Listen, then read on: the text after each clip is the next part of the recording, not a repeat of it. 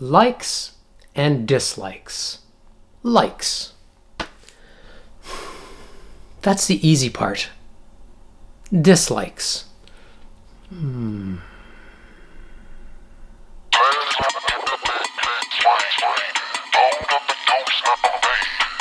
Okay, so starting with the likes, it's fairly easy, and based on last week's vlog, you could see that quite a bit of detail and attention was spent on speccing out this bad boy.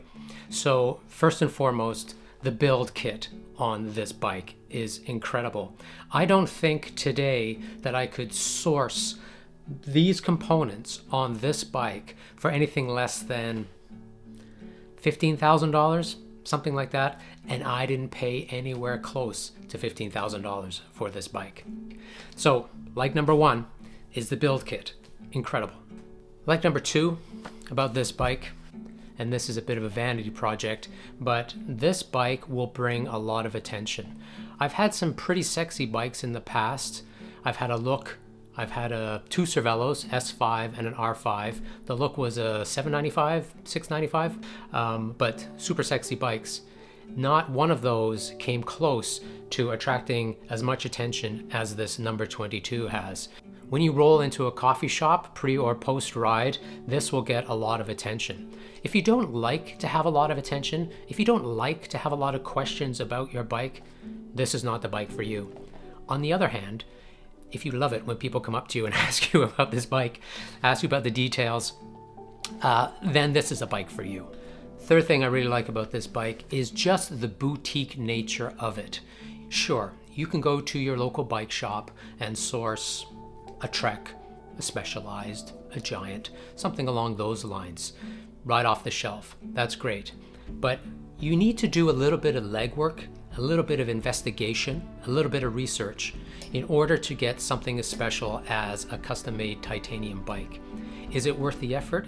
Hell yeah, it's worth the effort. So like number three is the boutique nature of building one of these bikes, working with the manufacturer to get the sizing right and to spec this bike according to your needs, your wants, your wish list.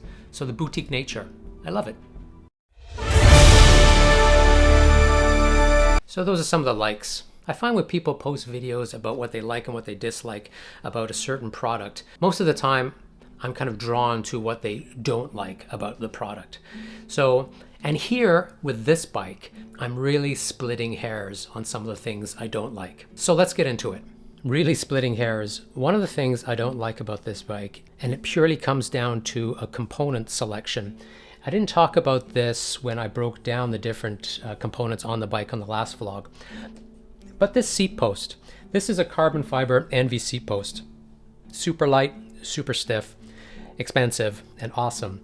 But what I don't like so much about it, and in no way, shape, or form does it detract from the ride feel of this bike, which I will get into momentarily, it's this 2-bolt clamp style on the NV seat post.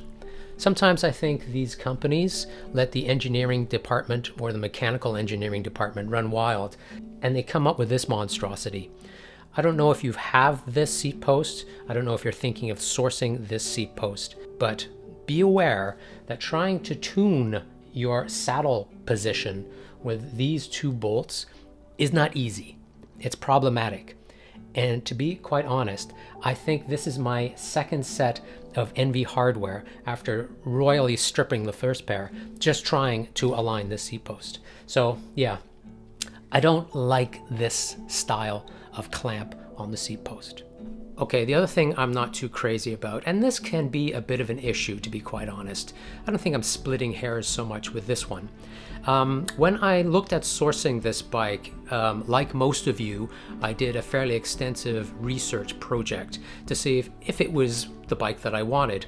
And one of the reviews that came back, I can't remember where I read it, Bike Radar or somewhere, it said that with the existing fork, the number 22 had an issue with toe overlap. I don't know if that's a big issue for everybody out there, but when I looked at sourcing this bike, I reached out to No22 and I said, hey, what's the deal with this toe overlap? And they said, yep, we understand that that was an issue with the NV fork. That's one of the reasons why they stopped using the NV fork. I guess the rake was too shallow. So they went with their own No22 design, which I have on this bike, which you can source as well if you're looking at building up one of these. And yeah, did it fix the problem? No. As you can see here, and I'll try and capture it in the video, and it's not a huge issue, but there is a little bit of toe overlap. I tried to address this by kind of moving the cleat back a little bit to see if that would help. No. And if you have an issue with toe overlap, or in the past you've come across toe overlap, you will know that 99% of the time it's not an issue.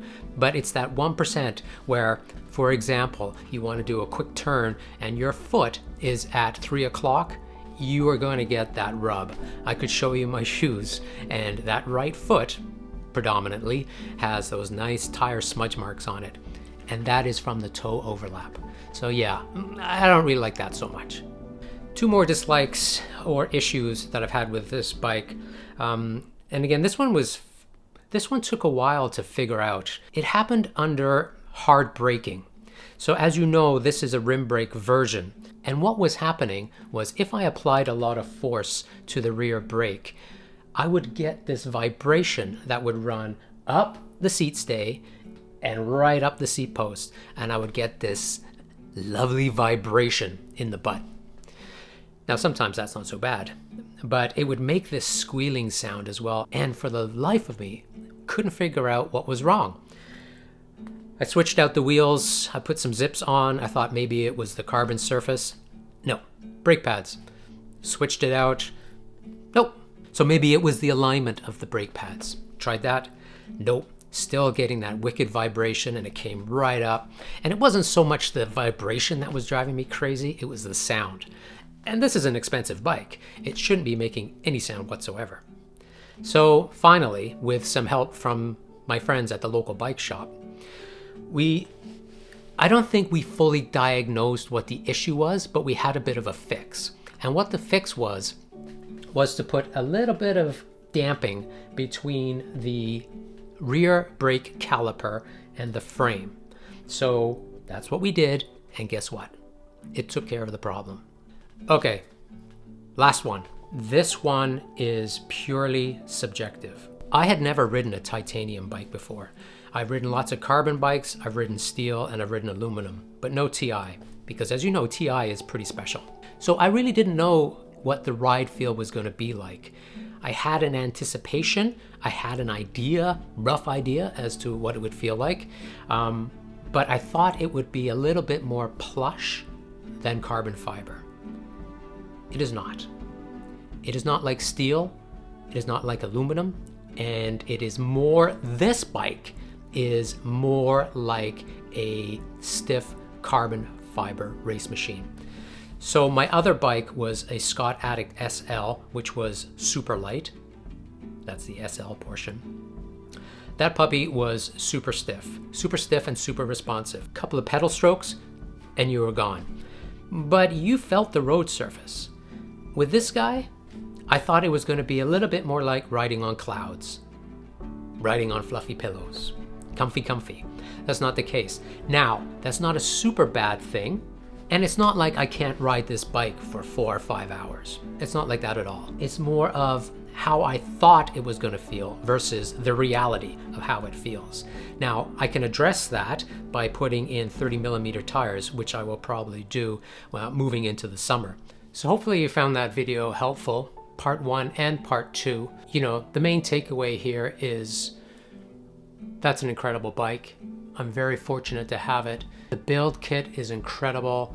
I think ultimately, at the end of the day, what will take it from a 9 to a 10 is fatter tires. Two things. The Great Divide will take up to 30mm.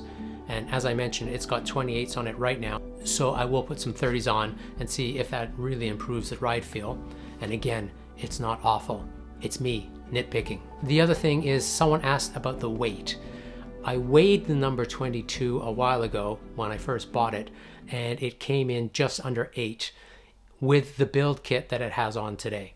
So that's that. Have a great week. We will regroup next week. Take care.